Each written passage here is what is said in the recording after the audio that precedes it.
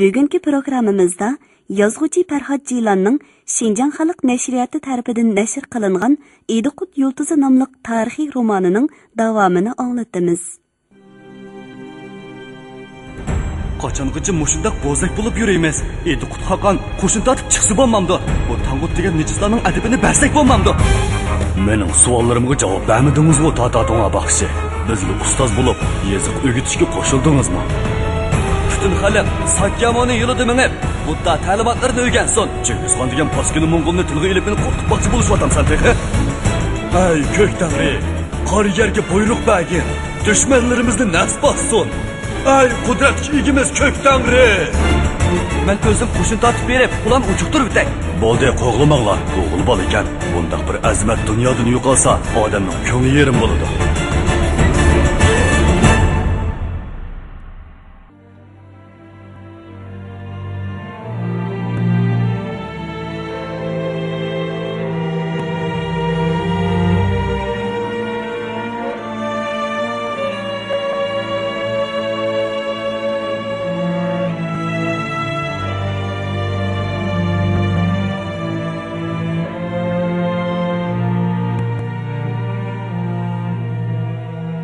Shavkatlik va Bahodir sultonimiz Muhammad Xorazmshoh oliylariga iltimosim shuki, bu Mong'ol kofirlarning adabini berish uchun Xonzoda Jaloliddinni chiqarsak, ko'ngildagidek ish bo'larmikin?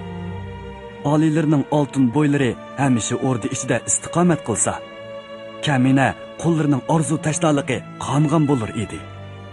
Sulton Xorazmshoh semiz gavdasini qimirlatib qo'yib, ko'k shoyitun va yumshoq so'zlar tomoq kiygan bosh vazirga nazar tashladi-yu, sukut qildi. Xonota, ijozat bergaysiz. Men darhol qo'shin tortib, otlanay, dedi Xonzoda Jaloliddin jangovar qiyofatda o'rnidan dast turib. Sulton o'g'liga boshdan oyoq bir qo'ri sap soldi.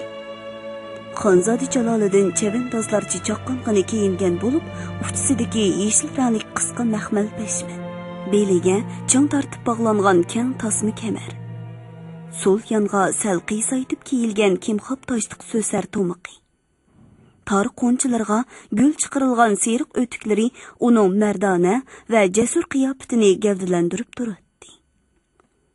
Uning qisqa qirqib yositilgan qop-qora soqol burutlari, ching hemirilgan qora qoshlari ostidagi o'tkir ko'zlari ziyrak va chevarligidan dalolat beradi.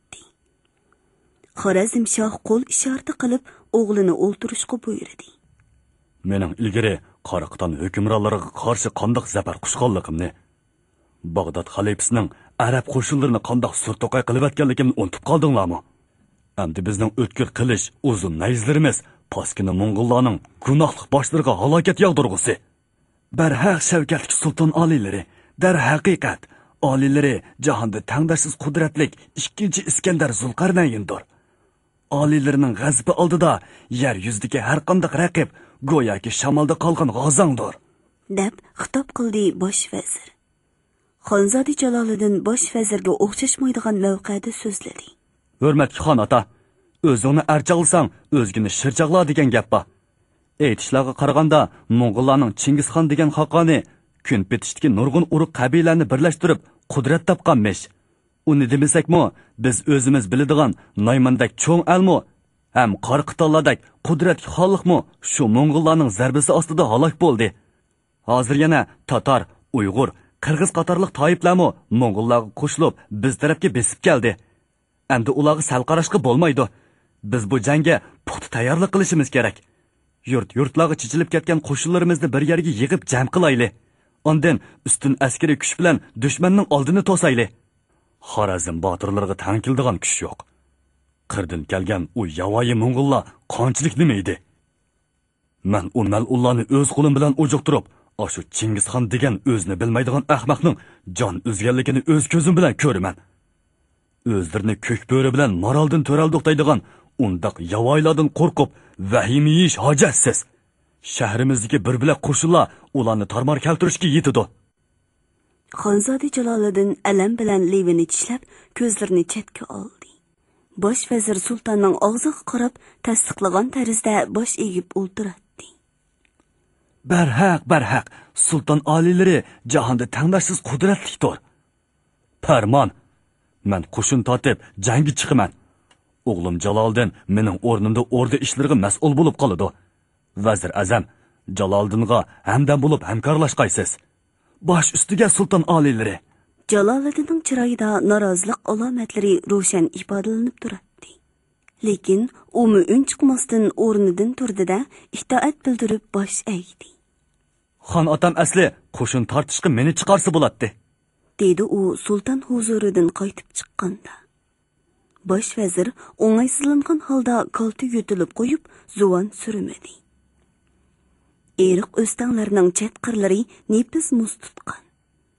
Kang dala oppoq qor yepinchisining ostida qolgan sovuq kunlarning birida sulton Muhammad A'loiddin Xorazmshoh shaxsan o'zi qo'shin tortib Chingizxonga qarshi otlandi. Cho'l boyavollarning jimjitligi buzildi. Minglagan, to'malligan ot tuyoqlarining hayvatlik do'pirlashlari. O'zaro shafqatsizlarcha qirg'in qilishayotgan odamlarning cho'qan surallari. Bir-biriga shiddatli so'qilayotgan po'lat tog'larning jirong-jirong sadolari yer jahonni qopladi. Oq dalalarga qizil qonlar to'kildi. Mo'ng'ul, Tatar qo'shinlari go'yoki to'solg'usiz kelgun kabi kayni-kaynidan yopirilib kelaverdi. Xorazm qo'shinining saflari yemirildi. Bu qitimqi jangdimi baxt qushi Chingizxonning beshidan ketmagandek edi. Xorazmshoh jang natijasining mundaq bo'lishini kutmagan edi. U g'azablangan va amalsiz qolgan bo'lsa-mu umidsizlanmadi. Chekinib yurib, yana bir necha qitim jang qildi. Lekin Mo'ng'ul qo'shini har qitimliq jangda ustunlikni qo'ldan bermay olg'a ilgirlab kelaverdi. Ufuqda mashhur Buxoro shahrining hayvatlik sepillari ko'rindi. Chingizxon O'rganch shahriga chekinib ketgan sulton Muhammadni qo'g'lamasdan Buxoroni muhosiraga oldi. Mahmud Yalovach Mo'ng'ul elchilarini boshlab shahar darvozasining oldiga keldi. Elchiga o'lim yo'q. Biz Sohibqiron Azam Chingizxon Muazzamning elchilari. Buxoro hokim bilan ko'rishmoqchimiz. Buxoro hokimi o'zining hashamatlik bezalgan qubulxonasidagi rangdor gilamlar ustiga selingan 4 qat tovar ko'rpida o'ltirib, elchilarni qabul qildi. Bosh elchi Mahmud Yalovach adab bilan kulimsirab ta'zim bajo keltirgandan keyin so'zladi. Sohibqiron Azam Chingizxon Muazzam islom diniga hurmat qiladi. Ushbu buyuk xoqon har qanday odam o'z ota-bobolarining diniga e'tiqod qilish erkinligiga ega deb yorliq tushirdi. Mo'ng'ullar bu yorliqqa qat'iy amal qiladi. Buyuk xoqonimiz o'zi boshlagan zo'r qo'shin shahar sepillarining sirtida kutib turmoqda. Qarshilik ko'rsatganlar hukm talqon qilindi. Taslim bo'lganlar omon qoladi. Hokim taslim bo'lish shartini qabul qilmadi. Jonga jon, qonga qon, dedi u Mahmud Yalovachning ko'zlariga g'azab bilan tikilib. Chingizxon shahar sepilidan ancha yirik bo'lmagan yerda gurildab ko'yayotgan cho'ng gulxonning yenida sing'ash turib, Mahmud Yalovachning ma'lumotini angladi. Bu shaharda qancha askar bor? 20 mingdan oshmaydi. Chingizxonning chiroyi dahshatli tus oldi. Uning qopoqlari turilib, qiyshiq ko'zlari ba'ayni o'g'i etilish oldida turgan qoplonning ko'zlaridek chaqnab ketdi. U Mahmud Yalovachga ortiq gap qilmasdan, heliqi harviliq oq uydagi Qulan xotuning yeniga kirib ketdi. Atsi noshtadan keyin Mo'ng'ul, Tatar, Uyg'ur, Qirg'iz qo'shinlari umum yuzlik hujumga o'tdi. Buxoroning qo'g'dug'uvchilari uda 2 haftagacha qattiq jang qilib, istilochilarni shaharga kirgizmadi. Oy qorong'usi bo'lgan bir kechada Buxoroliklar Sepil darvozasini to'ydirmasdan echib, chaqmoq tezligida ushtum-tut hujumga o'tib, Mo'ng'ullarning muhosirisini bosib chiqdi-da, otlarni qo'yindek choptirgan peti Omu daryosi tarafga qochdi. Ha, endi yaxshi bo'ldi. Ochiq dalaga chiqqan bizning olqinimizdan qochib qutulolmaydi. Darvaqa, Buxoroliklar qochib qutulolmadi. Chingizxon ularning izidan qolmay qo'g'lab yurib, oxir Omu daryo bo'yiga kelganda ularga yetishib oldi. Qochgan Buxoroliklarning biri qolmay qirib tashlandi. Atsi xuddi qonga melanganda qizirib ketgan tong quyoshi ufuqdan o'rlab chiqqanda Chingizxon oqbuz etig'i minib, beshini egiz ko'tarib, yelkalarini kerib, g'olibona qiyofatda shaharga kirdi. Mo'ng'ullar rasta bozorlardan o'tib, necha ko'chalardan aylanib, ko'rkam uy imoratlarga havaslanib qarab, shaharning markaziy qismiga joylashgan bir qal'aga duch keldi. Qal'aning sepillari egiz ham mustahkam bo'lib, darvozalari chong taqilgan edi. Mo'ng'ullar yaqinlab kelganda, sepil ustidan o'qiya o'qlari mo'ldirdek yig'ib ketdi. Toshkesaklar tashlandi. Hashpash deguncha 10 mo'ng'ul otdan yiqilib yetib qoldi. Chingizxon pistirmaga tushib qoldikmi degan gumon bilan shahardan chekinib chiqib ketdi. Ondan qo'shinni ratga selib shahar ichiga qaytadan hujum qilib kirdi. Heliqi qal'aga bekinib olganlar 2 kungacha qattiq qarshilik ko'rsatib jang qildi. Mo'ng'ullar ig'ir paloqmonlarni otlarga so'rtib kelib qal'ani toshbo'ron qilaverdi. Paloqmonlardan etilgan yo'g'on toshlar qal'aning darvozalarini sundirdi. Mo'ng'ullar qal'aga bostirib kirdi. Chingizxon bu qitimqi jangning natijasidan hayron qoldi. Uning buyrug'i bilan qirib tashlangan qal'a mudofiachilarining jasadlari sanab chiqildi. Jami 400 jasad chiqdi. Demak, 2 kungacha shuncha zo'r qo'shin bilan jon tikib elishganlar oron mushu 400 kishi ekan. Agar sartovullarning hammasi mushu 400 bedoydek botir bo'lsa, ular zodi yengilmas bir xalq bo'ladi ekan. Bu jasadlarni izzat hurmati bilan dafn qilinglar. Ularni itlar yeb ketmasin. Buxoro ko'chalaridan odam tugul istmi ko'rinmaydi. Shahar aholisi qo'rqib ketganlikdan uylaridan chiqmay mo'kinib elishgan edi. Ammo ular mo'kinish bilan qutula olmadi. Mo'ng'ullar Chingizxonning o'rinlashtirishi bo'yicha 3 kungacha shaharni olib qo'ymay talon-taroj qildi. Ondan hamma odamni shahar sirtiga qo'g'lab chiqardi. Ayollar Mo'ng'ul askarlarining oyoq osti qilishiga bo'lib berildi. Yosh yigitlar askarlikka tutildi. Qolganlari qo'yib berildi. Omon qolgan och-yalang'och odamlar yaqin atrofdagi shahar, yezlarga tarqalib ketishdi. Chingizxon shaharga o't qo'yishni buyurdi.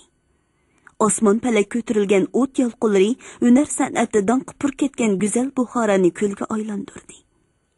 Mo'ng'ullarning ko'k bo'rilariga tig' ko'tarishga petinganlarning oqibati moshundoq bo'ldiganligini hamma toiflar ko'rib qo'yursin, dedi Chingizxon odamzasiz xarobalikka aylangan Buxorodan yiroqlashib ketayotganda.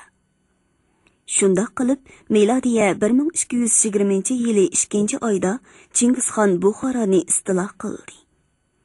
Endi navbat Samarqandga keldi. 22-bob Samarqand. Buxoroni vayron qilgan istilochi qo'shin shaxsan Chingizxon va uning kenji o'g'li To'lining yetakchiligida poyonsiz keng dalada yurishni davomlashtirmoqda edi. Qishning sovuq kunlari oxirlashib, qor muzlarning erishidan namlashgan va loylashgan tuproq tuman-tumanlagan otlarning tuyoqlari ostida tilg'anmoqda edi.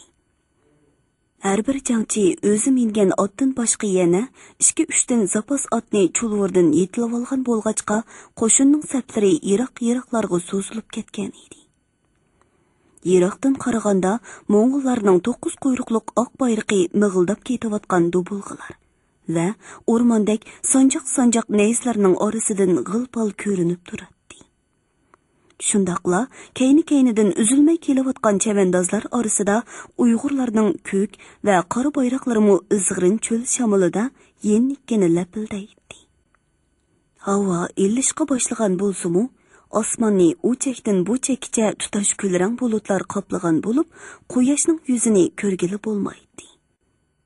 Ot ustida ketayotgan To'xtamish oshuni qoplangan quyoshning porliq chehrini bir ko'rishga tashna bo'lgandek xiyolchan ko'zlarini bulutliq osmonga tikatdi.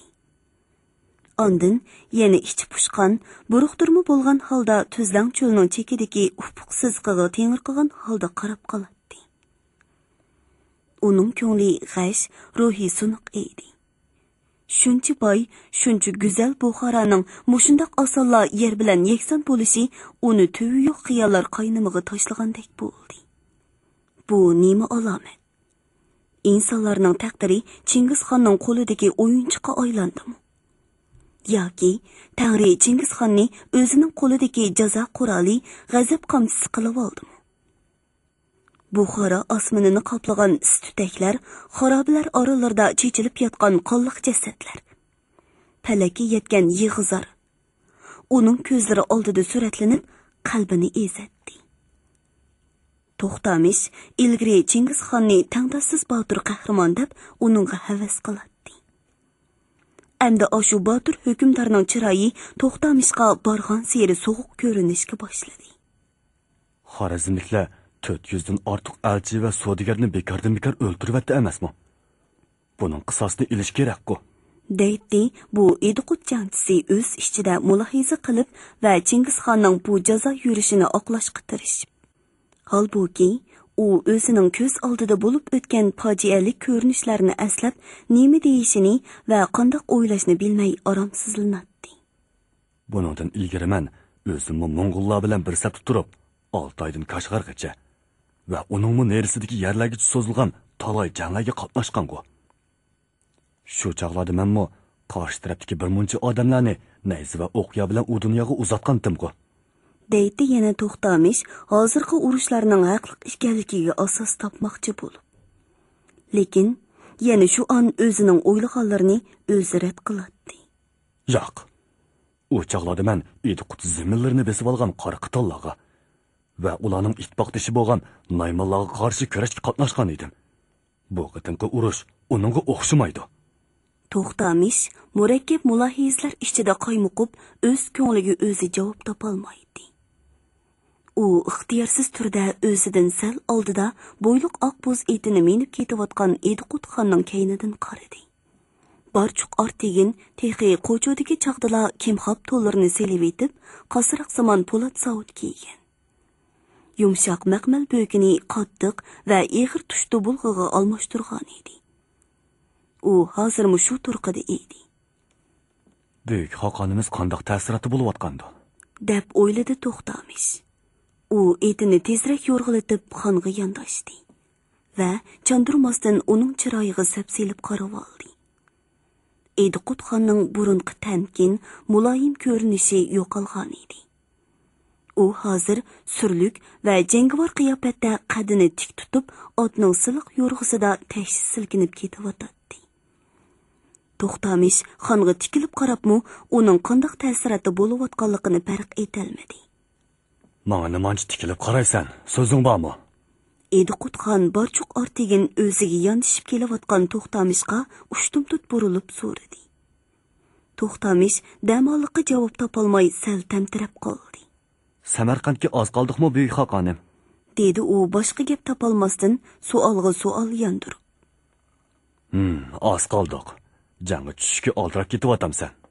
To'xtamish sal o'ylab elib, yana xonning savoliga udul javob bermadi. Samarqandda men taniydigan bir kishi bor edi. Shuni ko'rishga oldiryapman.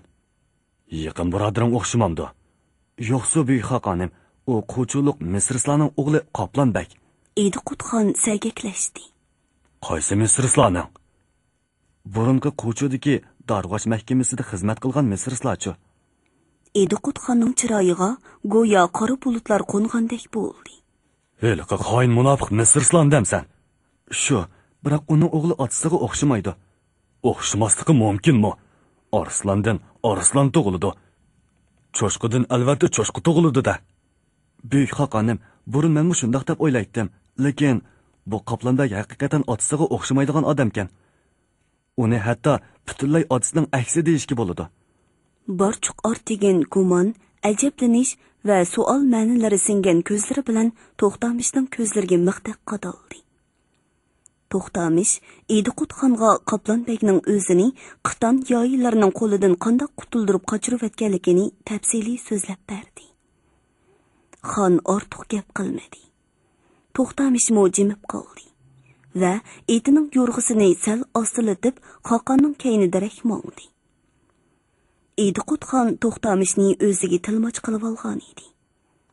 U Mo'ng'ullar bilan ko'rishganda hamon shu To'xtamishning yordami bilan so'zlashatdi. Bu qitimqi yurishda bu tilmoch qo'chuvdan tortib mushi yerlargacha xuddi Xoqon Borchuq ortigining soyisidek uning yenidan ayrilmay kelmoqda edi. Cho'ng qo'shinning oldida ketgan chorlag'uvchilar otlarini tez choptirib qaytib keldi. Samarqandga bir kunlik yo'l qoldi, deb xabar yetkazdi ular. To'xtamish sagiklashdi va alohida jonlangan holda ovozini ko'tarib bu xabarni Ediqutxonga tarjima qilib berdi. Demak, ata yoki ugunlikka Samarqandga yetib bordiganmizda, deb qo'shib qo'ydi u so'zining oxirida. Vaholanki ahvol uning mo'ljaridek bo'lmadi. Chingizxon qo'shinni to'xtatib, bargoh qurishga buyurdi. U mushi yerda qo'shinni dam oldirish va mashq qildirib radga selish bilan billa har taraflarga yurib ketgan tarmoq qo'shinlarning qaytib kelishini kutmoqchi bo'ldi. Samarqand bo'sog'isida bargoh qurilib 5-6 kundan keyin Cho'ng Xonzoda Jo'chi o'z qo'shinini boshlab qaytib keldi. U Xoqon otasining 16 ot qo'shiladigan cho'ng harvi ustiga qurilgan oq kigiz uyiga kirib, o'ziga topshirilgan vazifaning muvaffaqiyatli o'rindalganligini aytdi. Chingizxon cho'ng o'g'lining ma'lumotidan Omu daryosining tuvan eqinidagi keng zaminlarning bo'ysundirilganligini uqdi. Jo'chi xon otasining yo'l yo'riqiga amal qilib, o'z ixtiyorlari bilan taslim bo'lganlarga cheqilmadi. Qarshilik ko'rsatganlarning qo'llarini daryodek oqizib, yurt makonlarini kulga aylantirdi. Oradan yana 10 kuncha o'tganda, mushu dahshatli urushning boshlanishiga sababchi bo'lgan O'tirar shahrini elishga avatilgan 2-Xonzoda Chog'otoy va 3-Xonzoda O'gatayning birlashma qo'shini qaytib keldi. O'tirar shahrini elishchini uda 5 oygacha davomlashdi. O'tirarliklar nihoyatda qattiq qarshilik ko'rsatdi. Biz shaharga bostirib kirgandan keyinmi har bir ko'cha, har bir do'qmoshda qonliq janglar bo'ldi. Oxir shahar olisining yerimini qirib tashladik. Qolgan yerimini hiliqi shahar hokimi G'oyirxon degan bilan billa tutqun qilib bu yerga akeldik. Chingizxon g'olibona qiyofatda beshini egiz ko'tarib, qator-qator tizib qo'yilgan tutqunlarni ko'zdan kechirdi. Tutqunlarning hammasi yosh va o'tir yoshlik erkaklar edi. Bular qarshilik ko'rsatmadimi? deb so'rdi Chingizxon. G'oyirxondan boshqalari o'z ixtiyorlari bilan biz tarafga o'tdi, dedi Xonzoda O'gatay. Chingizxon tushandim deganini ifodalab beshini irg'itib qo'ydi. Bu nafsi yomon G'oyirxon mening elchilarim va savdogarlarimning mol-mulkiga ko'z qizartib, ularni bekordan-bekor o'ltirib, oltin kumushlarini bo'ladi. Endi sizlar kumush tangalarni eritib, uning to'ymas og'ziga qo'yinglar. Uningga shundoq o'lim loyiq. Qolganlarini askar qilib, har qaysi qismlarga taqsim qilib beringlar. Chingizxonning buyrug'i darhol ijro qilindi. Har taraflarga otlantirilgan tarmoq qo'shinlar Chingizxonning bargohi atrofiga yig'ilib bo'ldi. Milodiya 1220-yili 3-oyning oxirlari zo'r qo'shin Samarqandni nishonlab o'rnidan qo'zg'aldi. Samarqand Xorazmshoh mamlakati ichidagi eng cho'ng va eng mustahkam shahar edi. Samarqandga qo'shinning soni 110 mingga yetadi. Yana kelib, ularning jangovarlikda donqi bor. Ularning qurol-yaroqlari va otlari xil. Yana bu shaharda 20 pil bor. Mo'ng'ullar, tatarlar, hatto qirg'izlarmi texi pilni ko'rib boqmagan edi. Lekin uni to'limu yo'g'on, qo'rqinchli hayvon deb anglagan edi. Chingizxon Samarqandning egiz va hayvatlik sepillariga qarab ikkilanmadi. Pil to'g'risidagi so'z cho'chaklariga mu ancha ahamiyat berib ketmadi. O'z sarkardalariga buyruq tushirib, shaharni darhol muhosiraga elish ishini o'rinlashtirdi. Har qancha egiz sepillarmi o'tkili bo'lmaydigan tog' emas. Jangning taqdiri sepilla yoki pilla emas. Jangchilarning botirligi bilan belgilandi. Mo'ng'ullarning eg'ir paloqmonlaridan sepillarga qaratib, yo'g'on toshlar, ko'mzaklarda o't yiqilgan yog'lar etildi. Bu toshbo'rondan keyin hujum boshlandi. Shahar aholisi qaysarlik bilan qarshilik ko'rsatib, istilochilarga qattiq zarba berdi. Uzun sho'talarni qo'yib, sepilga yomishib chiqayotganlarga qaratib, o'qlar, tosh kesaklar etildi. Çeleklab qaynoq sular töküldü. Şotular örüp taşlandı. Bu jangda Chingizxonning qo'shini ko'p talafot ko'rdi. Sepillarning tuvida jasadlar terilib ketdi. Sepilning cho'ng darvozasi keng echib etildi. 20 pil kayni-kaynidan chiqib keldi. Ularning orqadan sap-sap chavandozlar qilichlarini optab porqirtib kelmoqda edi. Mo'ng'ullar mangdab qoldi. Ularning otlari pillardan urkib chopchiydi. Qattiq kishnab tipirlaydi. Samarqandliklar pillarning ustidan ularga o'qyadan o'q yog'dirdi. Odamlar va otlar yiqilg'ili turdi. Saplar qalaymaqonlashdi. Shundaqdami Mo'ng'ullar asta-asta esini yig'ib elib, qaytirma hujumga o'tdi. Har ikki taraf jon tikib elishdi. Mo'ng'ullar bu qitim xeyli avorgarchiliklarni ko'rdi. Ularning qilich va nayslari pillarning ustida o'ltirgan jangchilarga yetmaydi. Giralashma jang qizib ketgan sharoitda o'qiya etishmo afsus edi. Har ikki tarafdan chiqim ko'p bo'ldi. Bu jang natijasiz oyoqlashdi. Samarqandliklar shaharga qaytib kirib, Sepil darvozalarini taqidi. Mo'ng'ullar o'z joylariga yondi. Ikkinchi kuni saharda Sepilning cho'ng darvozasi yana ochildi. Lekin bu qitim chiqqanlar botir jangchilar emas, balki o'z jonlarini qutuldirib qelish uchun taslim bo'lib chiqqanlar edi. Bir qo'shiq qinimizni tilaymiz. Jinimizni omon qo'ysanglar bo'ldi. Nima desanglar shuni berayli, deyishdi ular. Mo'ng'ul chavandozlar ularni qurshab bargohga akeldi. Taslim bo'lib chiqqanlar nihoyatda ko'p edi. Jami qancha odamkan? deb so'radi Chingizxon. Mo'ng'ullar qator-qator taslimchilarni bir boshdan sanab chiqdi. Jami 30 mingdan oshdi ekan, dedi bir sarkarda. Ularning barini chipib tashlanglar. O'z eliga vafo qilmagan pastkash odamlar bizga mu vafo qilmaydi, deb buyruq berdi Chingizxon. Taslim bo'lg'uchilar dod-faryod ko'tarib yig'izar qilishdi. Mo'ng'ul chavandozlar tushma-tushdan bostirib kelib, ularni qilichdan o'tkazdi. Kang tolaga qolliq jasadlar chechilib ketdi. Samarqand jangi 4 kecha kunduz uzilmay davomlashdi. 5-kuni Mo'ng'ullar shaharga besib kirdi. Har bir ko'cha, har bir do'qmishda qiyomatning janglari bo'ldi. Oxiri Samarqand tiz bukdi. Aholining tangdan to'lisi qirib tashlandi. Chingizxon yana yorliq tushirdi.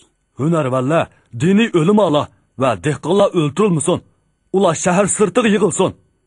Omon qolgan samarqandliklar shahar sirtiga haydab chiqarildi. Chingizxon o'z atrofida jam bo'lgan o'g'illari va no'yonlarga mundoq dedi.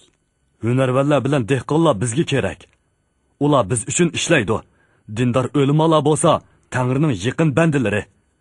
Men hamma dinlardagi Tangri va payg'ambarlarning meni qo'llashini umid qilaman. To'xtamish Ediqutxondan ijozat so'radi. Heliqi Qoplanbekni Samarqandda deb angladim. Shuni bir izlab boqaymikin deyman. Uning o'lik yoki tirikligini bilgum bor. Buyuk xoqonim piqirga yarim kunlik ijozat berammikin. Ediqutxon ma'qul bo'ldi. Jang oyoqlashdi. Hozir qo'shin orom ilyotidi. Boshqa ishim yo'q. Shunga shaharga kirib chiqay desang ixtiyoring, sana ijozat. To'xtamish Ediqutxonning shahar sirtiga chedir tikib o'rinlashtirilgan qarorgohidan etini yo'rg'iltib chiqdi. Shahar ichida Mo'ng'ullar kim hunarvan? Qaysinglar o'lima? deb omon qolgan fuqarolarni uylaridan haydab chiqib, turlarga ayirib, uyon-bu yonga tizildirmoqda edi. To'xtamish egardan sakrab yerga tushdi-da, etini chulvirdan yetilib, turkum-turkum tizilgan kishilarni oralab osta mangdi. U qo'rqib ketgan odamlarning miskin chiroylariga sapsilib qaraydi. Hunarvan va o'lima deb ayrilganlar ichida Qoplanbek ko'rinmadi. Qo'l qilib aktilayotgan ayollar ichida-mu Turkan oy uchirmadi. Mo'ng'ul chavandozlar bir to'p odamni qomchilari bilan qarsildatib urib haydab kelmoqda edi. To'xtamish ana shu bir to'p odamning ichida Qoplanbekni ko'rib qoldi. Qoplanbekning toqir beshi qamchining zarbasidan bo'lsa kerak, qon eqib o'yib qolgan. Kiyimlari yirtilib, to'pig'i melangan edi. chiroyidan qayg'u va umidsizlik ifodasi chiqib turadi. To'xtamish uning oldiga keldi. Qoplonbek uni ko'rib cho'chib ketdi-da, ichinishli holda beshini tuvan soldi. Bularni nega opirsizlar? deb so'rdi To'xtamish qamchisini pulanglatib kelayotgan otliq Mo'ng'uldan. Bular hunarvanmi emas, o'limami emas. Ularni shahar sirtiga chiqib, kallasini olamiz, deb javob berdi Mo'ng'ul. Bularning ichidagi muni biri Uyg'ur. Uni qo'yib atgan, dedi To'xtamish Qoplonbekning qo'li bilan ko'rsatdi. Bu shaharda Uyg'urlar ko'p, lekin ular sana o'xshashmaydi og'ina. Ular biz bilan urushib yengildi. Yo'q, u kishi Mo'ng'ullar bilan urushmaydi. U Qo'chudan kelgan, mening yaqin birodarim. Men atayin uni izlab keldim. Uni menga topshirib bergan. U rostmdi? Sen rostli Qo'chuluqmi? Qoplonbek rost deganni ifodalab beshini langshitdi. Ha, bo'pti amisa. Og'inangni akat, sana topshirdim. Mo'ng'ul chavandozlar qamchilarini qarsiltib, tutqunlarni haydab ketdi. Ko'chada To'xtamish bilan Qoplonbek yolg'iz qoldi. Uying nada? Yur uyingga berib paranglashayli. Uyim boyidi, endi yo'q bo'ldi. Ani kuyayotgan uylarni ko'rdingmi? Shu uylarning biri mening uyim. Darvaqa yiroq yaqindagi bir muncha uylar va rastalarga o't qo'yilgan bo'lib, qop-qora istuteklari osmonga o'rlamoqda edi. Bola chaqalaring qani? Ular o'rganishda. Men bu yerda vaqtliq uy ilib, o'rganishda akelgan mollarimni sotib, tijorat bilan shug'ullanib turgan edim. Endi bu yerdagi uyimmi, do'konlarimmi yo'q bo'ldi. Turkan aytchi, u nada? Umi o'rganishda. Uning ahvoli qandaq? Ahvoli yaxshi. U o'rganishlik bir savdogarga yotliq bo'lgan. Hozir bolalari bor. Jinimni qutuldirib qolganingga rahmat. Endi men qaytay. O'z vaqtida sen mening jinimni qutuldirib qolgan. Shuningdan buyon Tangridan yaxshiligingga yaxshilik qaytarishga fursat yaratib berishni tilab kelgan edim. Bugun oxir shu tilakimga yetdim. Biroq sen endi nega borasan? Albatta o'rganishga ketaman-da. Bolalarimning yanida bo'lishim kerak. Amsa, meni otni olgin. Biroq sancho. Mening safarda yondashtirib mangilgan yana 3 itim bor. Amsa ma'qul. Men shaharning boshqa bir darvozasidan chiqib ketaman. Xayr xo'sh, omon bo'lgin. Xayr xo'sh. Tangri sana esanlik bersin. 23-bob Sulton Muhammad va Xonzoda Jaloliddin. Ikki Mo'ng'ul askar salopatlik bir musulmonni oldiga selib Chingizxonning oq kigiz uyiga akeldi. Bu Sartavol Mahmud Yalavash bilan ko'rishiman deydi. Mahmud Yalavashni chaqiringlar. Mahmud Yalavash kirdi va xonga ta'zim bajo keltirgandan keyin heliqi salopatlik zot bilan qo'l elishib va quchoqlashib ko'rishdi. Bu zot Paqirning koni birodari bo'ladi. U Xorazmshohning ordusida xizmat qiladi. Endi o'z ixtiyori bilan biz tarafga kelibdi. deb tushuntirdi Yalavash Chingizxonga. Chingizxon bu musulmon zotga tikilib qaradi. Uning uchisida uzun kimxob to'n, beshida yo'g'on oq salla, putlarida gul chiqarib tikilgan seriq o'tik bo'lib, bir qarashda yuqori tabiqiga mansub zot ekanligi ko'rinib turadi. U nima deb gapdi? Xorazmshoh hozir nada? U nima ish qilyapti? Uningdan so'rang Yalavash. Aniq javob bersin. Mahmud Yalavash Mo'ng'ul xoqonining aytqanlarini o'zining bu yurtishiga tarjima qilib berdi. Xo'p, Alloh haqida biladiganlarimning hammasini aynan so'zlayman. Paqir sohibqironi azam Chingizxon muazzamni Alloh taolaning aziz bandasi ekan. Kun chiqishdan kun petishqichi bo'lgan hamma yerlarning munosib hukmron ekan deb bilib, chin ixlosim bilan bosh egib keldim. Bizda egilgan boshni qilish kesmaydi degan gap bor. Paqir sohibqironi azam Chingizxon muazzamning xizmatida bo'lishni o'zimning baxtim deb qarayman. Mahmud Yalavash bu gaplarni Mo'ng'ulchaga tarjima qilib berdi. Chingizxon surlik qiyofatini o'zgartmasdan davomini so'zlasin deganni ifodalab beshini irg'itdi. Xorazmshoh haqida so'zlagaysiz taqsir. Xo'p taqsir. Oxirgi vaqtlardan buyon Xorazmshohning salomatlik ahvoli toza yaxshi bo'lmay qoldi. U tavrab qolgan istiqbolsiz oltin taxtini o'g'li Jaloliddinga o'tkazib berib, o'zi bir bilak qo'shin bilan Ostona o'rganishdan chiqib ketdi. Anglasam, u qipchoqlardan yordam so'rash maqsadida dashti qipchoq yayloqlariga ketganmish. Bu Xorazmlikning aytganlari muhim uchur edi. Chingizxon shu kunila o'zining oq uyida kengash o'tkazdi. Xonning bosh maslahatchisi Yalluq Cho'say bu masalaga jiddiy qaradi. Xorazmshohni qipchoqlar bilan uchrashtirmaslik kerak. Xorazmshohni qo'g'lab tutish kerak, dedi Jaba Noyan. Sartovullarni uzil-kesil tarmar keltirmagicha urush to'xtatishga bo'lmaydi, dedi boturlikda va oqillikda donqi chiqqan Subutay Botur. Buyruqimni eshitdinglar. Jaba Noyan bilan Subutay Botur 20 ming kishilik qo'shinni boshlab Xorazmshohni cho'ldagi shamoldek tez qo'g'langlar. Agar Xorazmshoh yorlangan bo'ridek cho'lga qochsa, sizlar mening boturlarim xuddi ko'k bo'rilarda qo'g'lab uni tutinglar. Agar u kaptar bo'lib osmonga uchib ketsa, sizlar mening yengilmas palvonlarim lochin bo'lib, qanot qilib uni so'qib tushirib etinglar. Agar u choshqon bo'lib o'siq qichib kirib ketmoqchi bo'lsa, sizlar mening tadbirlik oqillarim Pulat Gurjak bo'lib, uni yartigidan ko'lab chiqiringlar. Biz tayyor, buyuk xoqonim. Buyruqimni esinglarda ching saqlanglar. Xorazmshohning tiriki bo'lsa tirikini, o'lgan bo'lsa kollasini kesib kelinglar. Uni tutmoqcha ko'zimga ko'ringichi bo'lmanglar. Xorazmshohni cho'qim tutimiz. Xorazmshohni tutmoqcha qaytmaymiz.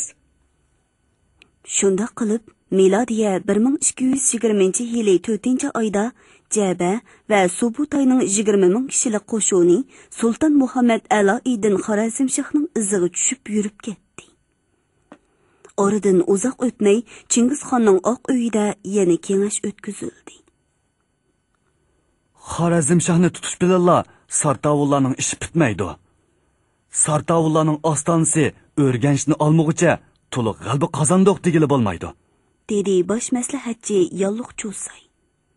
Chingizxon o'zimi oshu O'rganch degan cho'ng shaharga yurish qilish o'yi bilan bu kengashni chaqirgan edi. Bosh maslahatchining degini uning o'ylig'ini bilan bir yerdan chiqdi. O'rganch Sartovullarning eng oxirgi istehkomi, yana kelib Xorazmshohning taxt varisi O'rganch ekan. Shunga u shaharni cho'qim elishimiz kerak. To'txonzoda o'rinlardan sakrab turib ketdi. Hurmatli radio anglag'uvchilar, yozuvchi Farhod Jiylanning Idiqut yulduzi nomli tarixiy romanini bugun mush yergacha anglatdik. Davomini atidagi programmamizda anglag'aysizlar.